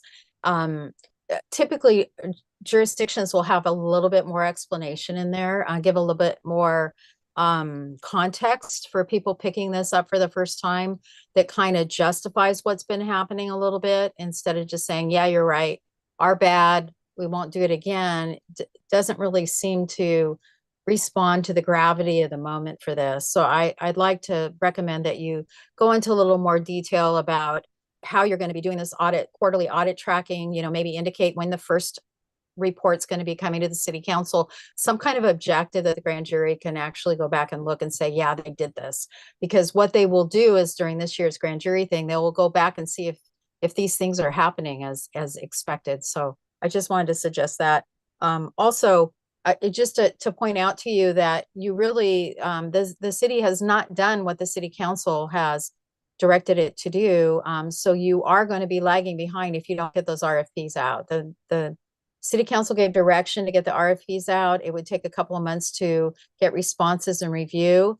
And the city manager's office has ignored that direction from the council. And so I'd like for the council to address that issue as well, because you're going to find yourself in the same place next year if you don't get those things in place. Thank you. Thank you. I'd say that, talk this real quickly. I believe that reading the report, what the city is basically saying is at the time, I think, of the grand jury report, we had a brand new city manager come on. We have new staff council coming on. And we're saying that we concur the past problems and we're working on them. And I think that they're saying they concur with the fact that that we're agreeing. We know that things didn't get done in time. We're working on it. And it's all to say, as far as the RFPs, the city manager, we talked about having the RFP. I've spoken with the city manager and we had a decision moving forward, and that probably will come to the council at some point, not very far off, to get redirection on whether we're doing those RFPs. If the city manager has anything you'd like to say about that, you can, but.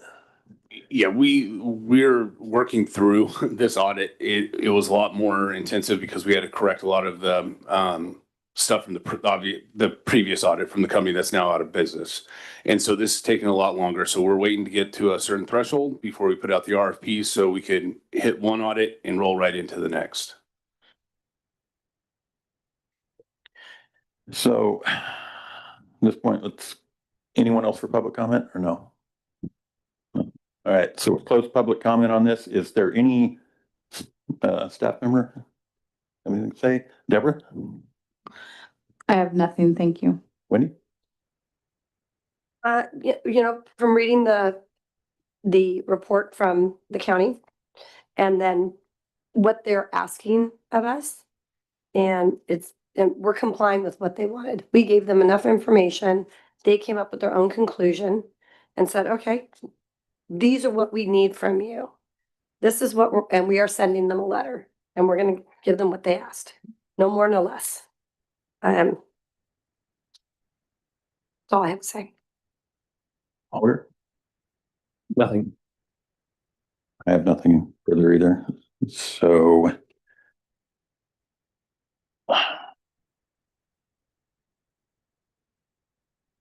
Second I lost my place, so. We need a motion on that? Do you send it off or? I'll make a motion to approve the city's response to the 2025-2026 Amador County Grand Jury Report regarding financial audit status. I'll second. Councilmember Bottomley, Aye.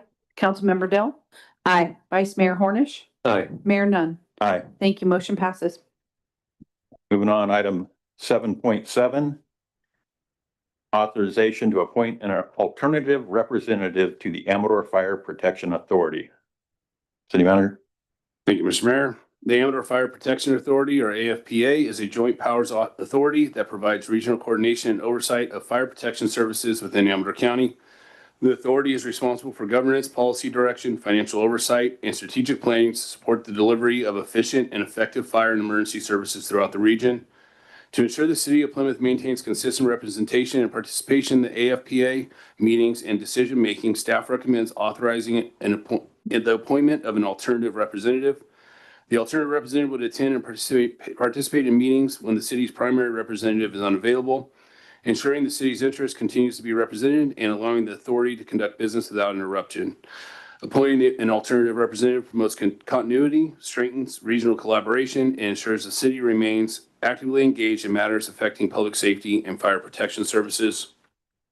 There's no direct fiscal impact associated with authorizing the appointment of our alternative, and staff recommends the city council review, discuss, select an alternative representative, and authorize the appointment of the selected individual to serve as the city's alternate representative on the Amador Fire Protection Authority. Thank you. Thank you. Any public comment on this? So now I'm going to close public comment and we'll go to council discussion. Deborah, anything? I'd be willing to do it if nobody else wants to. Okay, right now I'm the person in a lot of the meetings. I guess, well, there hasn't been a lot, but there was one last month and I couldn't go because I didn't know till a day or two ahead of time, but they're right in the middle of the day on weekdays. So that's the one thing I guess we should have set them with that. I can usually flex my time. If I have a couple days notice, I'm fortunate that my boss is pretty flexible with me for stuff like that. Okay. Winnie?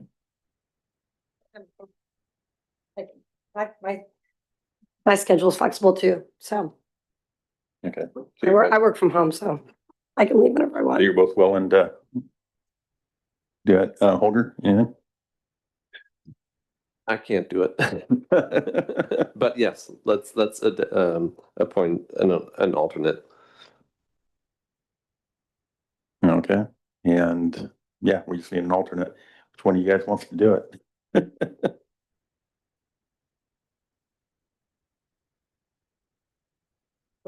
Who's got straws? Yeah. Where's what at? Where do we have to go? Oh, it's usually in the county building in Jackson. That's where they hold them all, in the Board of Supervisors chambers. We'll do it next time. I'll do it. Okay. Motion? Are we making a motion to appoint Deborah? To appoint said person? Yes, as the alternate. Okay. I make a motion to authorize the appointment of an alternate representative to the Amador Fire Protection Authority, being Debbie Dill. I'll second. Councilmember Bottomley, Aye. Councilmember Dell, Aye. Vice Mayor Hornish, Aye. Mayor Nunn. Aye. Thank you. Motion passes. Okay. Moving on, city manager's report. Thank you, Mr. Mayor. To go over the sheriff stats for June, We had a total of 154 incidents in the city. We had approximately 19 car stops, 5 citizen assists. We had warrant service, felony warrant service, violation of court orders. We had 2 hit and run property damage accidents and additional vehicle accidents. A total of 5 arrests, 1 for possession of controlled substance with 2 or more priors, possession of paraphernalia, driving while under the influence of drugs. Arrest 3 was violation of domestic violence restraining order, felony warrant for 1085-1 or stolen vehicle, and arrest 5 was brandish of a deadly weapon, 417A, which is a knife, resist or obstruct a peace officer as well. We did wrap up our 4th of July event, and it was awesome, even with the fire. There was a lot of moving parts. And once we were given kind of the notification that Hawksview had to be evacuated, city staff jumped in and quickly turned this place into an evacuation center. We didn't have any customers, but we were ready. And it was quite a team effort. I'm pretty proud of the team. We were able to calmly also clear Main Street for emergency vehicle access. So we had to shut down the parade just a few minutes early, but everybody was real responsive, took direction well, cleared the streets. We did identify some areas where the city could improve. One is looking into policies. This one for an evacuation center. A lot of times our evacuation center becomes the fairgrounds, but for the immediate response, we were in touch with Mr. Hoffman from the fair in case it got to that point. But having an SOP in case we do need to open this up for evacuation centers, which also got me thinking about cooling centers in the winter, or excuse me, summer, and warming centers for our residents in the winter. So we're actively working on setting something up like that right now. There was no major safety issues between the sheriff's office and the fire department. They nailed it. They were present. They were walking around, moving. We had, I think, 2 possible illegal fireworks. Fire couldn't get their drone up in time to identify them, but that was significantly less than we've had in years past. And we heard from a lot that this was, probably the largest and most organized event they've seen. I give credit to our staff, to fire, and to the sheriff's office for helping make that happen. TAPCO sign update. So all the bases are pretty much built and getting ready to be installed. There were some parts that weren't included that we needed just for leveling. Also, the signs came with 25-mile-an-hour signs versus the 15 that we have in our school zone. So those are getting corrected right now. So I anticipate within the next couple weeks, again, that those will be in place. And we are working with Shenandoah Excavating to make that happen. Our wastewater plant, we've elevated the review. It was brought up, about having our engineers doing a levee inspection. And that's kind of out of their scope. So now we're looking for a geotech engineer to come in, conduct that inspection. A lot of deferred maintenance over the last years we've been able to accomplish, such as replacing the brushes on the headworks, which were almost non-existent. And we're also working on our fiber optic cable issue out there. And obtaining multiple options to correct that issue. So we'll bring that to the council if need be. But we're getting a couple quotes for that. And then there's a fire hydrant that was part of a hit and run a couple months or quite a few months back in front of Marlene and Glenn's. And we are also working to address that issue with fire, AWA, and speaking with Shenandoah Excavation on what needs to be done to correct that issue. And that's all I have. Thank you. Thank you. All right. Council member reports or requests for future agenda items. We'll start with Debbie. I have nothing to add to a future agenda and nothing to report. Okay, Wendy. So on July 2nd, I attended the ACTC meeting, and a few items that came out of that. For the Amador Transportation Agency, they are no longer servicing their route through Plymouth as of August 1st. We had, I think it was 1 daily pass through, and during their budget and their evaluations of the routing and, what was feasible to keep, Plymouth and Amador City got the axe, for lack of a better word, due to low ridership. We had one person based on their research that regularly took the bus. So, or the van or whatever it is. So that was a bit of a bummer. I did try to, at the meeting prior, I tried to push for them to keep it. And it just, when they came up with the number of one person, I just it couldn't justify it. So, I did ask them, if we get more people that are interested in inquiring about using more transportation, they will consider bringing it back. So it's not gone forever. And they did say that the Dial-A-Ride program is still in effect here. So people, I think there's a criteria of ability and age based to get around. You can use the Dial-A-Ride. Can't use it as an Uber. And the other item that came from that meeting was the pilot program they're doing for the street or the highway maintenance or, resurfacing. I asked them about Old Sac because they were talking about Greelage. And I told them that Old Sac needed it before that road. They informed me that that's just an overlay. Old Sac needs a grinding. So at our next meeting where we're doing our workshop for coming up with the methodology for this pilot program, I'm going to ask them if they're going to need to train the staff on grinding. So I'm going to ask them if they can do Old Sac, or at least a part of it, as part of their training for the grinding process. I'm going to push real hard for that. So that, and that's all I have to report for them. And future agenda items, I know it's a bit early, but Christmas is going to be here before we know it. We need to work on getting that Christmas tree spot picked out. And lights. And lights and a big star, Decoration. I concur. tinsel, everything. We want the whole 9 yards. We want Grinch too. Lead-free tinsel. And that's all I have. Holger? Thank you. I don't have any reports per se. I would like to start off, I talked to Councilmember Cranford and aside from my absence, I mean, we talked about the 4th of July and, wasn't this fun, this and that, the other, minus the fire, of course. But we would both like to thank city staff for their 4th of July, for giving up their 4th of July rather, and helping out with everything, including cleanup on Main Street. We did receive several kudos, one via email that I sent to you, and then I got one in person from a fellow local business owner that this was probably the best the city has looked after a 4th of July parade. So kudos to you guys all. I would love to know where we are with the Old Shenandoah Road repair. Old Shenandoah. Not Old, sorry, Old Sac.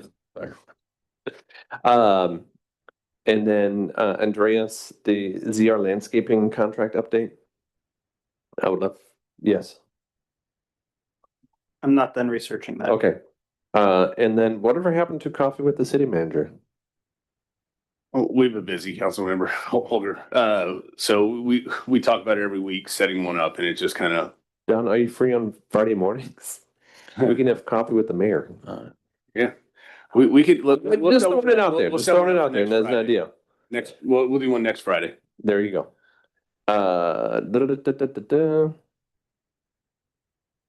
Well, I forgot to thank all of the firefighters and police that helped on the 4th as well. I mean, I'm super impressed with how quickly they got to work out there and their presence here on Main Street.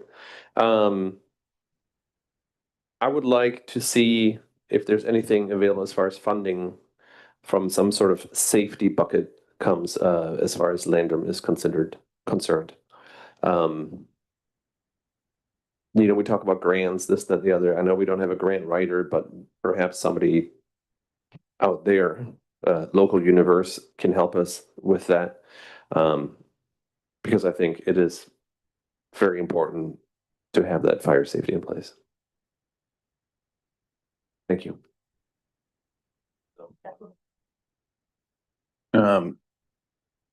I'd have to say that the biggest thing, I think that was the smoothest and the best to run the 4th of July fireworks events ever been in the years I've attended it. So hats off to everybody that was involved in that. The city manager on down, sheriff's office, Amador Fire, everyone, pretty amazing job. And a pretty amazing job they did in the morning too, on that fire. So that was very impressive. We really appreciate everything they did getting on that. All the agencies involved on the fire. I have nothing for future agenda items this time. And Thank you. it's Stephanie. Stephanie says, "Well, let everybody else do it. Make it fast." Here you Gotta go. Thank you. I'm just exercising my right to speak on an agenda item, and I wanted to comment on the city manager's report and the council report. On the city manager's report, I'd like to request that the city council consider to do, best management practices do an after action report for the fire. The city is the lead agency on that. It was within their city limits. I'd like to request that the council do some kind of town hall meeting or open forum for people to come in and talk about their experiences, the good and bad, and make suggestions, because I think that fire safety is really important, and it'd be a good opportunity for us to see where the gaps in service and the gaps in planning are for us to work on. And then regarding I think it was Council Member Bottomley that was speaking, but it's hard for me to tell. On the ACTC report, I don't recall them doing an unmet transit needs survey this year. I saw it last year. I didn't see it this year. I think they're supposed to assess for unmet needs before they determine that they're going to be eliminating a route like that. So I'd like to know that they did meet that criteria. But the other question I have, quite often they lose these routes so they can put more money into roads rather than into transit. And if they're going to cancel the Plymouth transit route, I think that any additional money that went into the road fund to work on roads should then benefit the Plymouth area. And I just want to make that as a suggestion. Thank you. Thank you. So at this time, Can I just do a quick follow-up on that comment? yes, go ahead, please. So ACTC did do that report. They approved it on April 2nd of this year. All right, thank you. All right. So at this time, we are going to be moving into closed session. Public comment on closed session? Oh, yeah, excuse me, thank you. Public comment on closed session item. Anyone? Hearing and seeing no one, closing public comment and adjourning, but going into closed session at, I can't see the clock, so 8:33.